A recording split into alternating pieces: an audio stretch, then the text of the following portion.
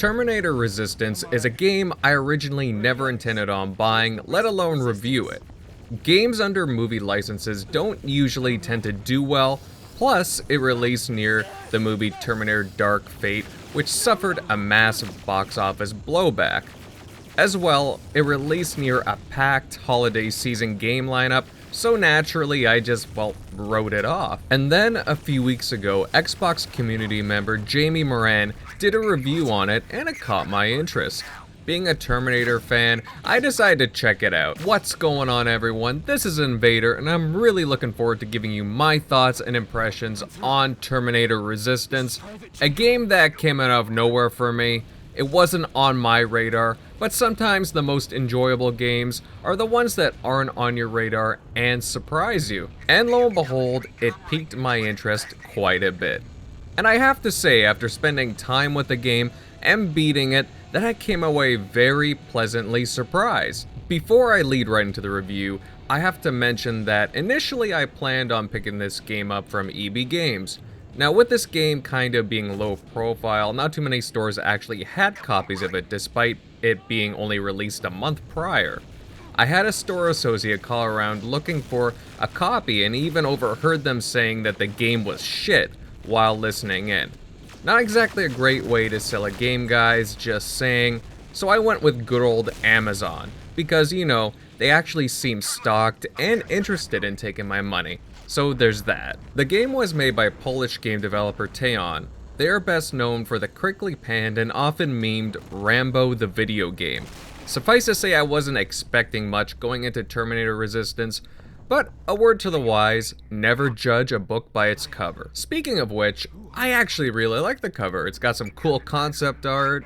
I really dig it. Definitely gives a cool Terminator vibe, and yeah, I just generally like it. To me, it's very appealing. The story takes place in the year 2028 in post-apocalyptic Los Angeles. You play as Resistance soldier Jacob Rivers. Your division gets wiped out by the machines, and you're trying to make your way back to the Resistance. So that sounds pretty simple, right? Well, along the way you'll encounter many different characters, mostly people scavenging, trying to survive, and while I'll admit they don't seem like much at first, after getting into a few conversations with them and doing a few side quest related missions for them, you'll become more attached to them. Choices and consequences play a role in this game. As alluded to earlier, there are a few side quests and mission decisions that play a role in shaping your experiences and interactions during the game. Not only that, but also a few outcomes in the game. Now, while I don't want to spoil anything, there were a couple of instances where I was genuinely surprised about some of the outcomes of my decisions, whether for better or for worse. Your sister is right. Get back here. It's too dangerous. Oh, all right. I'm coming out. While trying to save mankind from utter annihilation and destruction, there is also the chance of striking up relationships. Play your cards right with certain characters, and it can lead to some extra special, intimate moments.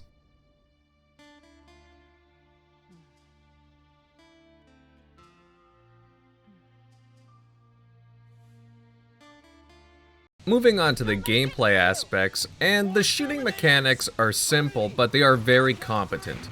Gun variety is surprisingly nice, as you'll get a nice collection of more traditional firearms like pistol, SMG, assault rifles, rocket launchers, to more advanced weapons such as plasma rifles, railguns, and a heck of a lot more.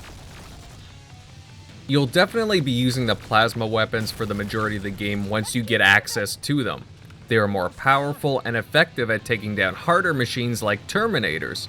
Not only that, but they can be upgraded with chips that you find and collect with different statistics to them.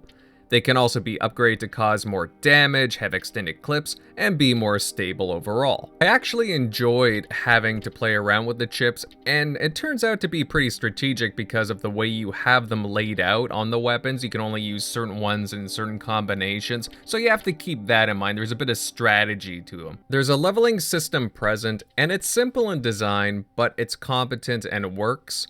Over the course of the game, you'll earn XP from completing missions, blasting away enemies, picking locks, and completing hacks.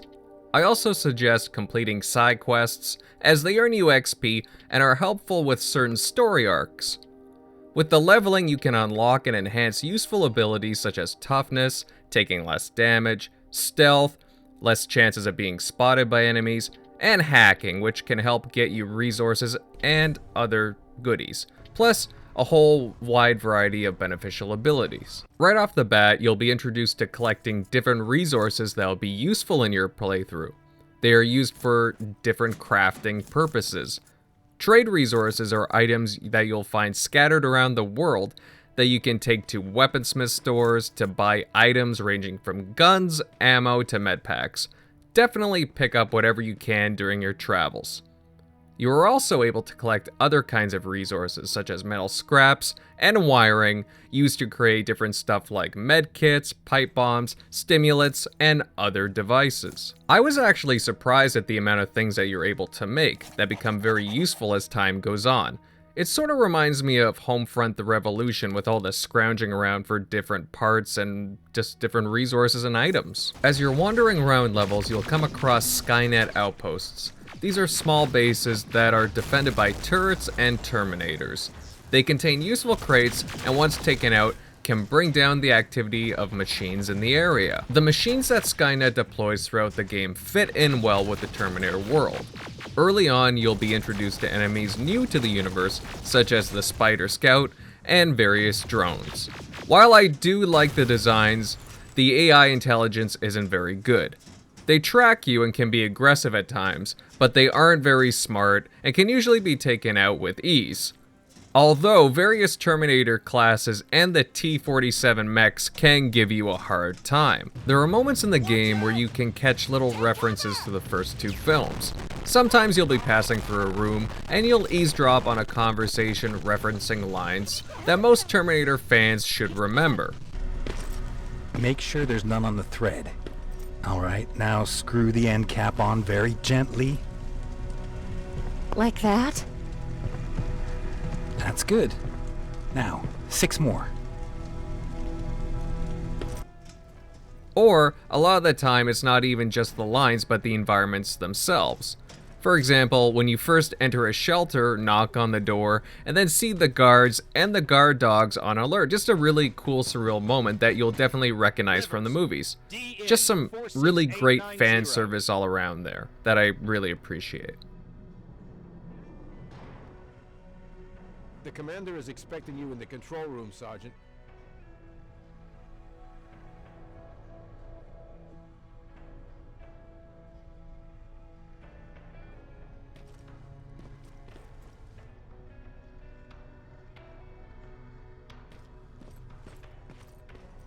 Maraschino cherries again. Where do they keep finding this shit? I also have to make mention about the sound in this game because it's actually really good. When you're in combat and you hear the sound of your plasma rifle firing for the first time, it feels very satisfying. Or even just subtle things such as wandering through the dead streets of a city and you're hearing the wind gently brushing against you in an apocalyptic landscape. It feels very appropriate for the setting, and overall I think they really nailed it. They did a very good job on the sound design.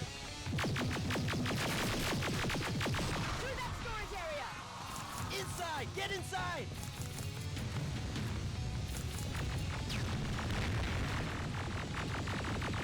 We used to have an outpost here. I also need to talk about the soundtrack because it is definitely one of the best things about this game. From the moment you fire up the game and go to the title screen, you are treated to an audio delight. An updated version of the infamous Terminator score that is sure to please many.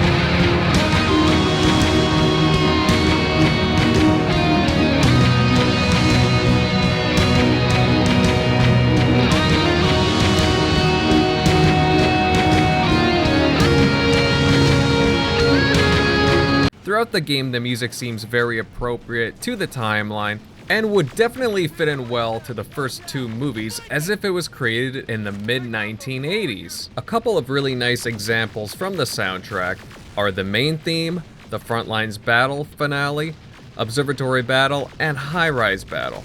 The score definitely makes the bleak landscape seem more inviting, and overall, the music feels authentically Terminator, so well done to the composers behind it. As far as playtime goes, it took me about 13 hours to complete. And I didn't just blow right through it either. I took my time to gather resources and complete most of the side missions.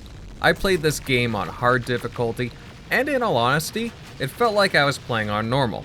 Maybe it's because I'm a seasoned first-person shooter player, and I'm accustomed to these types of games, but I could definitely tell that I was surviving certain situations and encounters a little too easily. I didn't die too often in my playthrough, and I felt very comfortable playing on hard difficulty. I'd say if you're looking for a tougher time, a more challenging difficulty, then definitely select Extreme. That would be your choice. One thing I will say is that for the majority of the game, it's spent on foot, just run and gun, and I really thought they could have added in some more variety to the gameplay. Have a few missions to spice things up a bit. Maybe have you on a resistance buggy, maybe have a helicopter mission, or maybe even commandeer an aerial unit and so on. Something to give yourself a break from what you're doing the majority of the time. I just thought that there was a few missed opportunities there, because that would have been really cool, just, popping some ideas off of my head. If you're really into unlocking achievements, then you should love this game. During my playthrough, I unlocked 24 of 25 achievements, all of which are easy to get if you pay attention to the achievements right from the start. I could see this game being very popular amongst the achievement hunting groups. So to sum up the good aspects of this game, it has an interesting story that falls in line and fits in with the first two Terminator films. It has a really awesome soundtrack that embraces the originals and respects it, yet adds something new. It has fun gunplay that should please first-person shooter fans. It has interesting characters that you may become attached to. Terminator franchise fans should also love this game as it explores the future war. And it has easy achievements for achievement hunters. Moving on to some of the negatives, the graphics do look a bit dated. While what they created does fit the world well, there could have been more details that were added in, and they could have done more to the character models. Also, there's only a campaign story mode. There's no multiplayer or any kind of other modes. Once you finish the campaign, that's it. Also, the price. It's a full price game for only a 12 to 13 hour campaign, and I can understand why people wouldn't want it for that price because it's kind of a large investment to make on a game that only kind of offers one mode if you're just focusing on that. Overall, I really enjoyed my time with Terminator Resistance, and I will give it a score of 7.5 out of 10. It harkens back to the classic Terminator world that most fans know, and it feels authentic to the franchise. Even casual fans will get it because it doesn't get too ham-fisted with the jargon and the lore, and if you're a long-time Terminator fan, you'll easily recognize stuff like hunter-killers, aerials, and so on. There's a lot of stuff in there. I walked away with the belief that the developers really have a respect for the license and want to create the best possible game that they could with a restrained budget. With that being said though, don't expect a AAA blockbuster here. It's not flashy, it's only a campaign story, and it doesn't do a lot of things new, but it is a really fun game, and honestly, I came blown away. Do I recommend that you should buy this game? Yes, I definitely suggest that you do, especially if you're a Terminator fan. However, I do suggest waiting for a sale or discount on it, as paying full price for it seems a bit steep. I'd say somewhere around $30 would be really decent. Thanks for taking the time to listen to my review. Let me know if you've played Terminator Resistance and your thoughts on the game down in the comments section below. If you enjoyed this video, then consider sharing it out, leaving a like, and subscribe for more reviews, as I plan on doing more of them going forward. Also, I've got a Subscribestar account, so if you like independent content and would like to further my content, then definitely consider checking that out. Take it easy, everyone. Invader, out.